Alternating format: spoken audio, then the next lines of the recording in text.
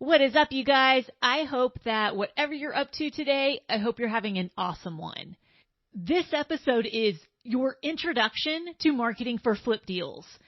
And you've got to stay tuned because you're going to find out the 3 phases of your marketing funnel, the goal of each of those phases, and what you should be tracking in those phases in order to make sure your marketing dollars are being best spent. All right, guys, it's a good one. Stay tuned. You're listening to the Flip Houses Like a Girl podcast, where we educate, empower, and celebrate everyday women who are facing their fears, juggling family and business, embracing their awesomeness, and wholeheartedly chasing their dream of flipping houses. Each episode delivers honest-to-goodness tools, tips, and strategies you can implement today to get closer to your first or next successful house flip. Here's your spiky-haired, breakfast taco-loving host, house flipping coach, Debbie DeBeery. All right, here we are. Introduction to Marketing for Flip Deals 101. Okay, if this were a college class, this would basically be the entry-level freshman class. And I would bet you that most real estate investors and even agents aren't thinking about their businesses this way. Okay, so once again, you're going to be way ahead of the curve.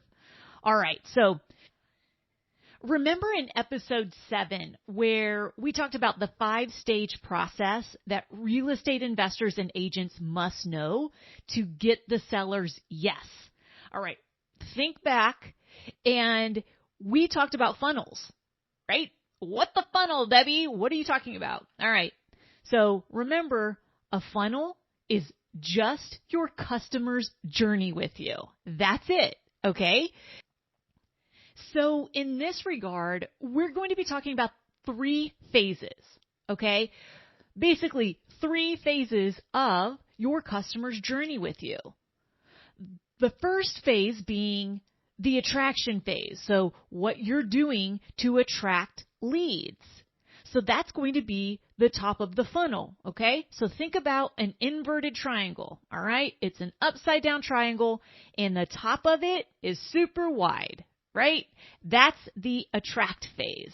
That's where you are building brand awareness. So in this phase, obviously the funnel's wider, right? So there are a lot more people in this phase of the funnel. As it gets narrower, there are fewer people in that phase. Okay, the first phase, again, is attract. The second phase is the nurture phase, meaning how you connect with your customers or clients. Well, how you connect with your potential customers or clients because they aren't customers or clients yet. All right, so what are you doing to nurture those relationships with them in order for them to become a customer or a client? And then the third phase is converting them to a customer or a client. All right? And remember, one of the most important things when it comes to marketing is understanding where your lead is on their journey. So at what part of the journey are they in? Meaning, regardless of which part of that 3-phase funnel they're in, they are going to have different thoughts, feelings, needs, and wants in each different phase. And you have got to know 100% what those thoughts, feelings, needs, and wants are in each phase. Why? Because then you have to speak to those things in each phase in order to move them along your funnel. Because if you can't speak to where they are not going to think you understand them. If they don't think you understand them, they are not going to think you can solve their problem. Okay? Know what your lead is feeling, thinking, needing and wanting, okay? Know it and speak to those things, all right? Yes, it requires work. It requires research.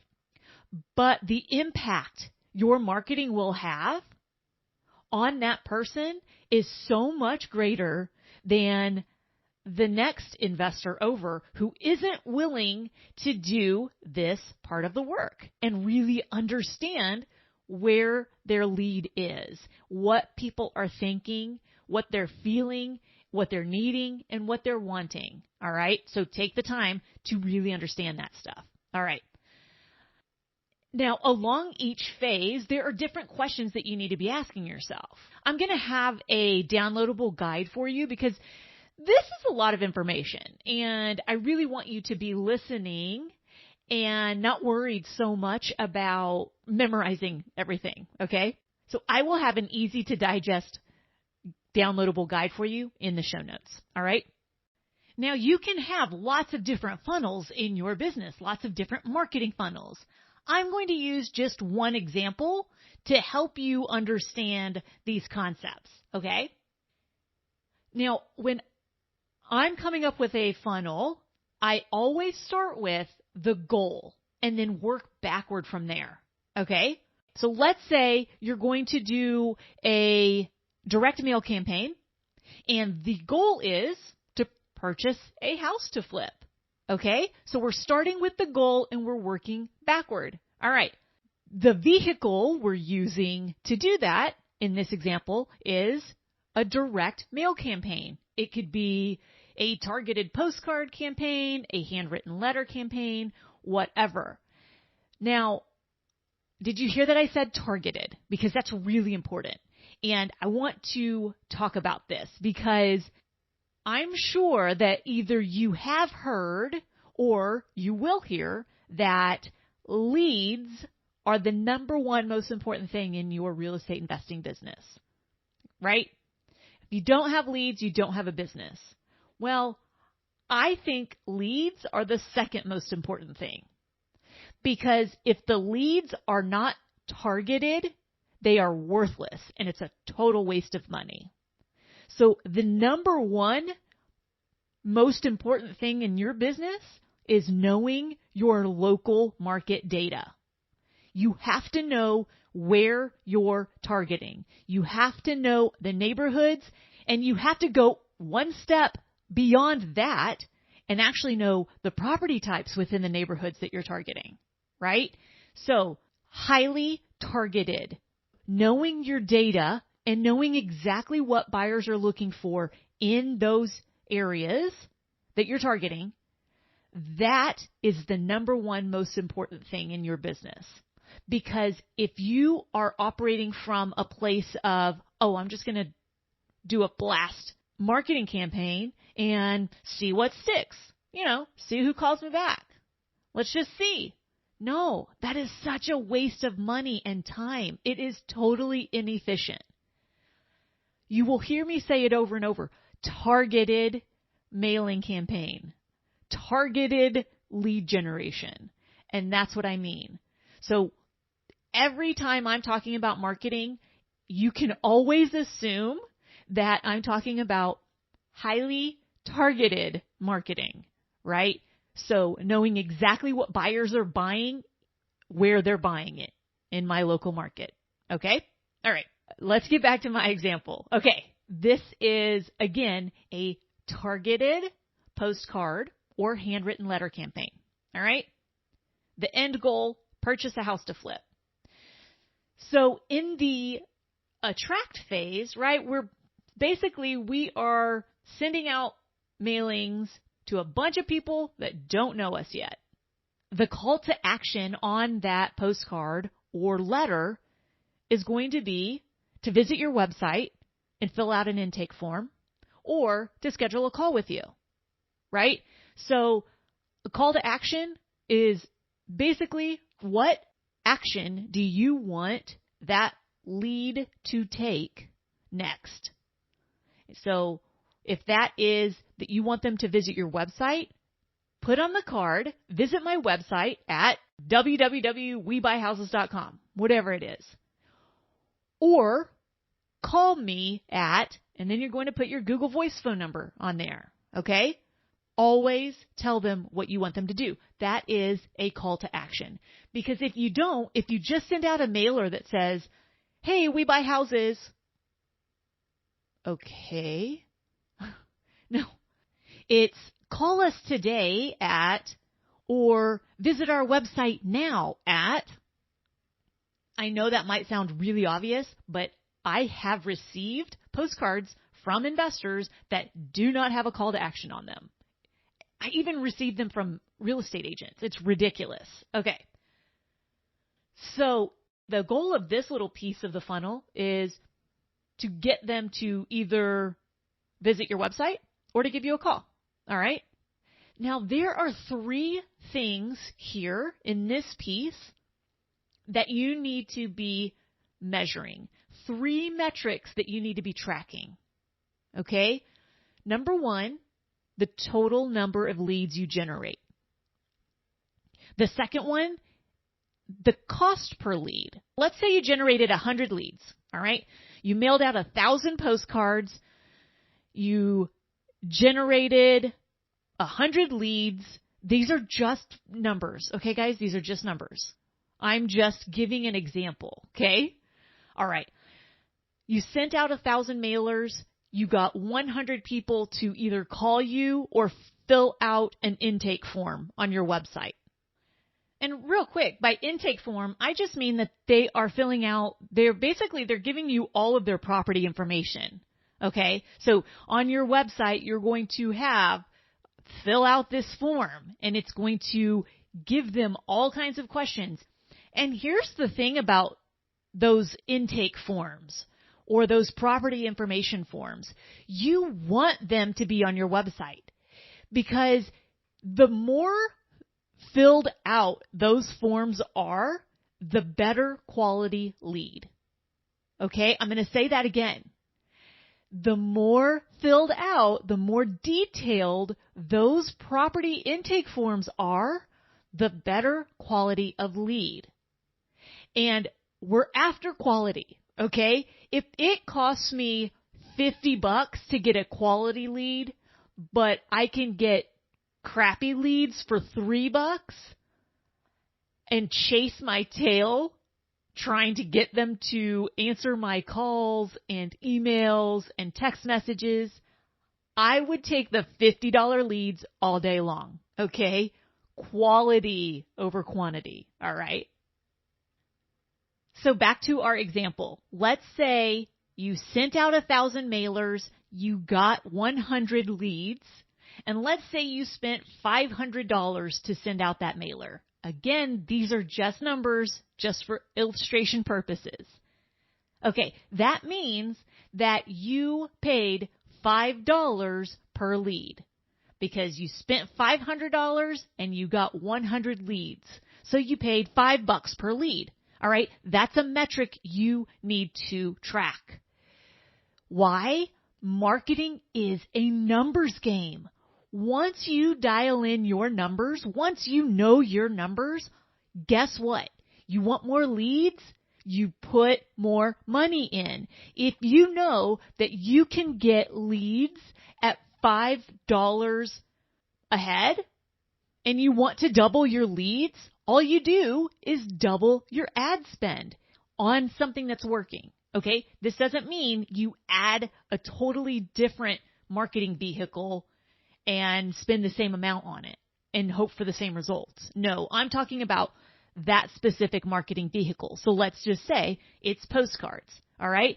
And if I'm getting $5 leads, all I have to do is send more mailers and I will get more leads because I have proven that those are my numbers. Those are the results I get. All right. It's the beauty of marketing. Once you get it dialed in, all you do is add more money and you get more leads. All right. It's awesome. It's super powerful and super important that you know these things. Now, these are numbers that you have to continuously monitor because as you see those price or those cost per lead starting to creep up, You need to have a threshold at which once they reach X amount, I need to tweak some things. Know what you're going to tweak and know when you're going to tweak them. Okay? So we're tracking the total number of leads. We're tracking the cost per lead. And the third thing is you need to be tracking how fast either you or someone on your team is getting back in touch with these leads. Meaning, how long does it take from them submitting that property intake form on your website or them calling you? How long does it take for you or a team member to call them back or to email them back? All of these things need to be systematized. You've got to have processes in place to make things run efficiently and so you don't drop the ball and things don't fall through the cracks. One of the top mistakes that I see even seasoned investors make is they are not following up with their leads. They do all of this work. They spend all of this money and effort and time to get leads to fill out a form on their website or call them. And yet they do not reach out in time or at all. It's so crazy. Okay? So don't do that. Don't be that investor. Okay, so once they reach out to you on your website or via telephone, your next goal is to get the appointment. Okay? So that's why time is of the essence, and you've got to reach back out to these leads in a timely manner. You're not the only person they're reaching out to, okay? Reach back out, build rapport, and try to get the appointment as soon as possible. However, if they aren't ready to schedule an appointment, you're going to nurture those leads and those relationships. And how are you going to do that? With a CRM, a customer relationship management tool. It automates everything. A good one for new investors to use is Mailchimp because it does the important thing of tagging, which you want to be able to segment people depending upon where they are in your funnel. So have you scheduled an appointment with them yet? Are you waiting to schedule an appointment? All of these things you can tag, and then that way you can communicate with people who have that specific tag in a certain way. Because think about it. If you have not scheduled an appointment with somebody yet, would you be sending them emails about, thank you so much for your business? Do you have any referrals for me? I mean, obviously that's not the wording, but you see where I'm getting at, right? Okay, so that's the importance of tagging. You want a CRM that can do tagging. And Mailchimp is one of them that for up to, I think, 2,000 contacts, I think you get a free account. Okay, so check into that. And then I have no connection to Mailchimp, so do your research and see what works for you. But I like to not have a lot of overhead. And so I thought maybe you would like that too. So I knew that was a free or inexpensive option for you. Okay? Now remember, the goal of the nurture phase is to get the appointment. Once you get the appointment, the metric that you are tracking is the number of appointments that you set. Because what we want to know is, how many postcards do I have to send out to get how many leads to get how many appointments? All right? So how many leads do I need to get in order to make an appointment? Okay? That is a hugely important metric. Now, the third and final phase of this marketing funnel is to actually convert that lead into a customer. All right? To get the contract signed and closed. So the important things here are obviously communication and doing something to stand out at closing. Don't just show up and sign the paperwork and be rid of this seller. No, you're going to bring a gift. You're going to do something, a handwritten note, something to stand out, okay? Why? Because you want referrals. And this is a relationship business, okay? You'll continue to stay in touch with them as well, and you'll use that CRM, like I just mentioned, to do so, to make that easier and automated. The important metric to track here is the number of closings, okay? Because we want to know ultimately the number of closings per the number of appointments scheduled per the number of leads. That will tell us how efficient this marketing vehicle is. And also, once that gets dialed in, meaning you're hitting those same metrics consistently, then, and only then, should you add more marketing dollars to that marketing vehicle, okay? So once it's dialed in, then you add more fuel and you get more leads. You get more leads, you get more appointments. You get more appointments, you get more closings. You see how that goes? It's just math. It's just a numbers game. Okay, so that was a lot of information. Let's recap it here. Remember, when talking about marketing funnels, you've got 3 phases. The top phase, if you've got an inverted triangle, the top phase is the attract phase. The second phase is the nurture phase. And the third phase is converting to a customer or a client. Okay? Now, in the attract phase, the goal is to get them to fill out a form or call you or whatever your call to action is.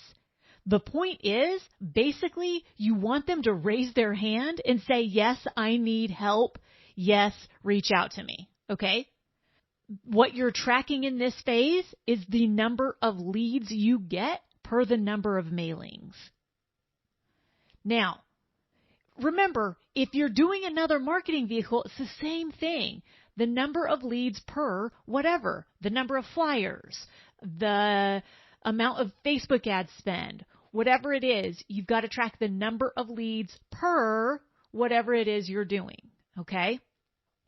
In the second phase, the nurture phase, the goal is to get the appointment. You want to walk through the house. You want to meet the seller in person. Build that rapport, okay? Remember, make sure anybody who needs to be there to make a decision is at the appointment. What are you tracking in this phase? You're tracking the number of appointments for the number of leads, okay? So if it's 100 leads and you get 10 appointments, then you've got 10 appointments out of 100 leads, okay? The third and final phase is converting to a customer.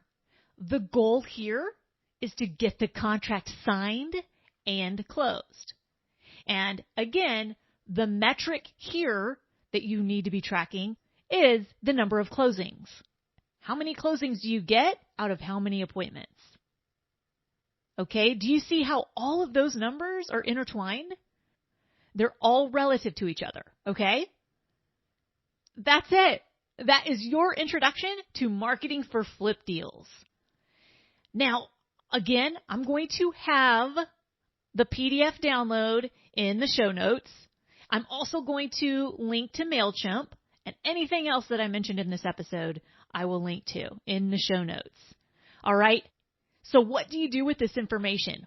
Well, if you have some marketing that you're doing, go track the numbers. Go figure out what your numbers are if you aren't already doing so. If you aren't doing any active marketing, do so with all of the information in this episode in mind. Okay? Look, I hope that you found some value in this episode. There's a lot in here. It's a really important episode. It might not be super sexy to a lot of you because a lot of people don't like to talk about marketing, don't like to talk about numbers. It freaks them out.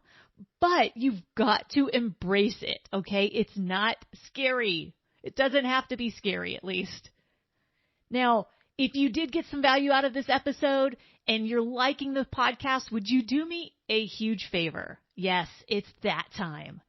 Would you please first subscribe to the podcast and then would you be so kind as to leave a rating and a review? Because it really helps me reach more like-minded women like you. And remember, the point of this entire podcast is for me to instill in at least one person out there that they absolutely can chase their dream of flipping houses, and they can be wildly successful doing so. Because guess what? Her kids are watching. Her grandkids are watching. And at the end of the day, that ripple effect of those kids seeing an empowered mom or grandma or aunt or sister or whatever it is, that makes a difference. Okay, you guys, I will see you on the next episode. Until then, go flip houses like a girl and make it a great day.